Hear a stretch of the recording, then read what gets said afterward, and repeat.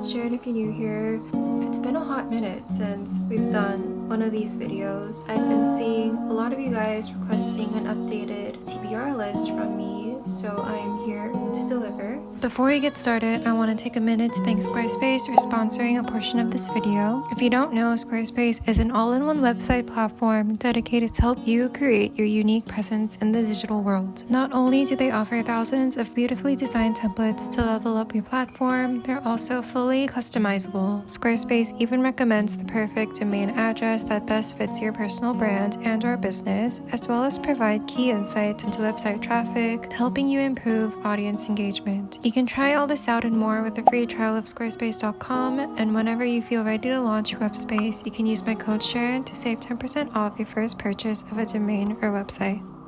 Originally, earlier this year, I set a goal of 25 books for 2025, but based on how it's been going lately, I feel I may have been a little too ambitious. To provide a little bit of context on this list and just of me, I love assigning seasons to all my books. I love having a go-to spring, summer, or fall author. It just puts me in a better mood entering the season or during the season. It's kind of like when people say listening to certain songs takes them back to a very specific moment in their lives. That is me with books. And it doesn't necessarily have to involve direct themes or mentioning direct themes of the season. It can just be the vibes I get from it. So let's start with spring. Spring to me is, it sparks warm, everything's in bloom. Just from all the flowers alone, I feel like it's a pretty lovey-dovey vibe. Things are starting to pick up,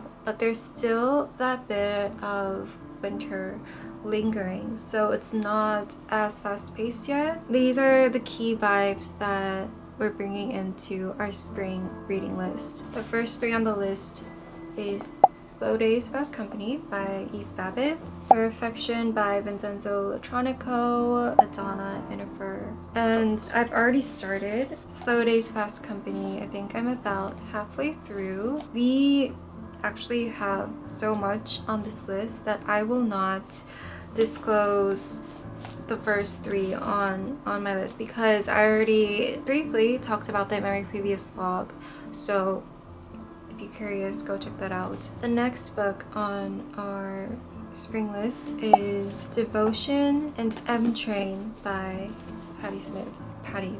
The person that she is, I feel like I don't have to say much when it comes to her, but I will for the sake of this video. To me, she's just the very epitome of spring, a warmth that is different to summer. I feel like summer is more of I say depressive, others say sensual warmth, and spring is a rejuvenating, nurturing warmth, which is exactly the vibes and the sensations I get from reading Patti Smith books. A very obvious example would be of how she recalls and then translates into words her relationship with Mapplethorpe and Just Kids. Next on the list is The Years by ernaux, and I know I said ernaux is usually a summer author for me. I feel like this book in particular could be either or spring summer. This is said to be a hybrid memoir. Why? I don't know. We'll have to find out. Unlike some of her, well, most of her other works, this is not set in first person point of view, and it's gonna be slightly different for me because usually when I read ernaux, I'm just so used to just being inside her head. Reading her works just feels like entering a very private room and all her intimate thoughts. So I don't know how this third person thing is gonna work out for me, but nevertheless, I've never had a bad experience with ernaux, so it is going on the list. And on to summer, aka the most dreaded season for me. I actually think I just black out from the heat for the whole 2 to 3 months. It's all a bit hazy. I can't remember a thing. And ironically, this puts me in a really great form for reading. I think I read the most during summer out of the entire year, hoping to hide among my books and sort of escape into it and disconnect. So all my summer reads coincidentally explore themes of escape, travel, existential crisis, just angst. All the hot and heavy stuff. Bonjour. Oops, I sounded so American. Bonjour. Bonjour tristesse. Is that how you'd say it? People of the world who speak French, correct me in the comments, please. It's giving angsty teen movies, French summer film vibes. Gonna be blasting all those hot girl summer anthems vibes. So ever since the trailer of the film adaptation for this dropped and it started emerging in all the little group chats that I'm in, immediately added to my TBR. But Melissa, her recent review for this is what finally tipped me over into getting it, because she described Sagan as one of her summer authors, and I just deeply resonated with that. The fact that she just has a summer author to begin with, immediate trust. Cecile, our main character, on the brink of adulthood, who leads a very carefree life thanks to her widowed father, who's pretty, you do whatever you want honey, easy breezy, free dad vibes, I guess. And Cecile loves her life, all is well, until a certain little girlfriend of her dad's shows up, and she's just the complete opposite of her dad, I think. And as her relationship with her father turns into a more serious one, Cecile just starts trying to like break them apart, or starts rebelling, I guess. I don't know for sure, but we'll be reading this summer. Last Summer in the City by Gianfranco calligarich.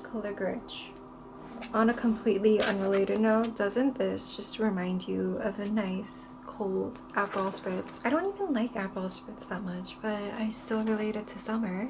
Said to be the Italian Catcher in the Rye and The Great Gatsby, which honestly was no help for me for getting the gist of this novel because I've never read either of those classics. In a city smothering under the summer sun and an overdose of La Dolce Vita, Leo Gazzara spends his time in an alcoholic haze, bouncing between rundown hotels. At 30, he's still drifting between jobs that mean nothing to him. Everyone he knows wants to graduate, get married, get rich, but not him. I am just such a sucker for a main character just flailing through life, not knowing what to do with themselves. Plus, I've always wanted to read a summer novel that actually had the word summer in it, but just wasn't some cheesy young adult beach read, which no shame, but if you have any recommendations that fits this description, please leave them in the comments. Next is a few works by Deborah Levy. This is a 3-part memoir, a little bit of travel vibes going on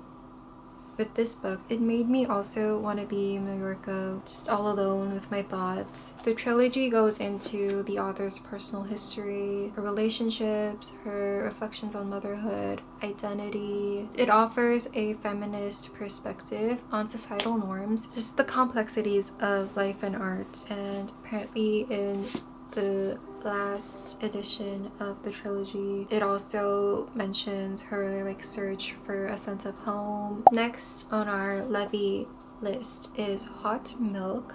Just the cover alone, isn't it just screaming summer? I saw that this too has recently been adapted into a film. We are getting so many good movies this year, or at least this one is being released this year. I forget who's starring in it, but there are quite a few recognizable faces in the trailer. I'm gonna have to go back and rewatch it. The plot is mainly based around mother-daughter dynamics. Rose and Sophia are traveling to the Spanish coast in search of a cure for Rose, the mother's mysterious paralysis, and apparently Rose is a very controlling mother, and so naturally Sophia is yearning for a little independence. So just typical mother-daughter things, I guess. From the few reviews I've seen, the book has a dreamlike quality, known for its evocative and surreal atmosphere, and also touches on themes of exile and displacement. I'm guessing maybe because of their foreign travels. But yeah, this last bit about feelings of displacement is what had me convinced this was my perfect summer read because I too feel out of place with the world during this season. Whenever that first summer heat wave hits, all sense of reality, all my ambitions are just flown out the window. Next is Rachel Cusk. Kudos. Unintentionally has taken me like nearly 2 years to finish this trilogy. She is one of my favorite authors, but for some reason, God knows why, I can't do hers back to back. Maybe because she has a tendency to be very descriptive and just writes a lot, which I don't mind, but I just don't think I can handle too much at a time. And up until now, throughout this trilogy, we got to visit Greece and London through an unnamed narrator as she navigates middle age and just post-divorce life, single parenthood. We get to experience all these life events that she's going through conversations with strangers. This time we'll be in a coastal area, again, perfect setting for summer, and she's gonna be conversing with a painter, which actually reminds me of another one of my favorites, Second Place.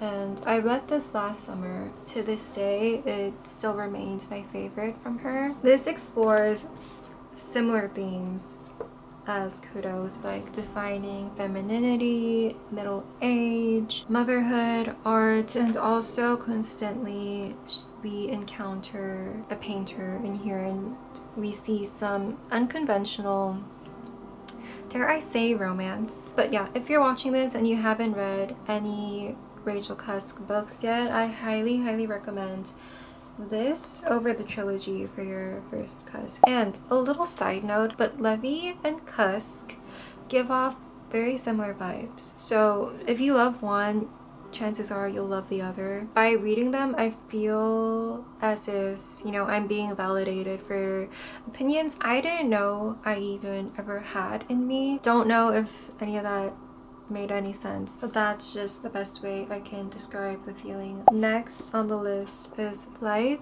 Not gonna lie, I am just such a sucker for any of these Fitzcarraldo editions. I know they say never judge a book by its cover, but I can't help it. I'm just attracted to pretty things. I probably have more, but like, this is clearly an addiction and an obsession. Flight is a novel, or actually more like a collection of loosely connected stories, anecdotes, essays, varying in length from a couple sentences to a few pages, all with a common theme of travel, which again, still perfect for summer for me. Winner of the Man Booker Prize of 2018, but has some mixed reviews. Apparently a lot of these short stories are inconclusive. People are skeptical of some of the things that she addresses in here, like how credible they are and whether or not that was intended. And based on all these reviews that I've seen, I think this is one of those books that you either love it or you don't. And it's also mentioned to be quite a slow read. You're gonna have to invest quite a bit of time into this. Next, but certainly not least on the list, is The Vegetarian by kang, another strong female author on our list. I've only ever read The White Book by kang last summer and I loved it. It stayed with me for quite a while, even after I finished it. So there's no doubt for this either. One review on Goodreads says it's a darkly symbolic, Kafkaesque tale of power, obsession, and one woman's struggle to break free from the violence both without and within her. Pretty heavy stuff compared to the impression I have of the word vegetarian, but maybe that's what she intended in the first place. If I have time after I finish reading The Vegetarian, I also have Greek Lessons by Kang. Next and final book on our summer list, The Bluest by Toni Morrison. This explores the danger and impacts of predominantly white beauty standards, like blonde hair, blue eyes, on young, impressionable people, more specifically young African Americans, as well as the toll they take on their culture at large. The beauty standards that we hold today have obviously changed and evolved since this was originally published, which was 1970. But can we truly say they're no longer predominantly white? I mean, it's been diversified for sure. I still don't think we're completely exempt from the key points referenced in this story. Like, even for me, growing up in the US in like the early 2000s to the 2010s, it definitely shaped how I see beauty and how I see myself. So I am in for some intense emotional trauma while reading this, but also this book apparently dives into some triggering themes such as assault, so if that is something you're not comfortable with, I would choose to opt out. Yeah, that was the end of my spring summer TBR, but I do have some non-seasonal reads, a couple actually. And the first one is The Creative Act, A Way of Being. I discontinued this last year. Mostly not because I hated it, but because I just felt like it was starting to feel repetitive and I did not really get the hype at the time. I go to a cafe and I see people reading this, so like I start thinking to myself, am I missing something? Is there something wrong with me? Should I have not given up so quickly on this? So this year I will be reading this bit by bit throughout the entire year. The Defining Decade, Why Your 20s Matter and How to Make the Most of Them Now by Meg J. I first heard of this in one of my favorite podcasts of all time. Can't remember for sure like which episode specifically she mentions this, but basically she mentions this book, how she's different entering her 30s compared to when she was entering her 20s. Our brains are just wired into loving narratives and storytelling, so thinking a certain way about a certain era in life is just inevitable. It's gonna happen anyways. Our brains are just naturally wanting to latch onto stories and narratives all the time. So if we're gonna be fed and feeding ourselves all these stories about age, then do it actively, is what she says. And I just like, it just struck a chord in me, because if you don't, someone else is gonna give that narrative for you, so might as well do it yourself. I'm not really an advocate for just putting too much sentiment in your 20s. I feel like especially these days with social media, we see all these girls in their early 20s just leading the most like glamorous lives and having the biggest success, which I am so happy for them and I love that for them, but I can't help but compare myself to them and just thinking about all the things that I don't have or have not achieved at their age. Even now, I don't know when I started thinking that way, but at some point in my life it just felt like if I wasn't everything I wanted to be and everything I dreamed of hadn't happened to me by like my mid-20s or early 20s, then I feel like a failure, which is ridiculous considering like how many years ahead of us we have. In my mind, I know that, and I do set these reminders for myself constantly. At the same time, I can't help but, you know, keep comparing. So yeah, other than just conversations I have with myself, for myself, I really need other people like this podcast reminding me that all my worries are valid but are also pretty pointless. That was the end of this very, in my opinion, extensive TBR list. I feel like I had way more, but guess not. I'll surely be adding more on the list as we go through the year, especially if I feel like it's a bit lacking, and I will be sure to share it with you and keep you up to date through my daily vlogs. I don't know if I'm gonna be making a separate video for my TBR like this anytime soon, but within my daily vlogs I will be updating you from time to time. Talk soon. Bye.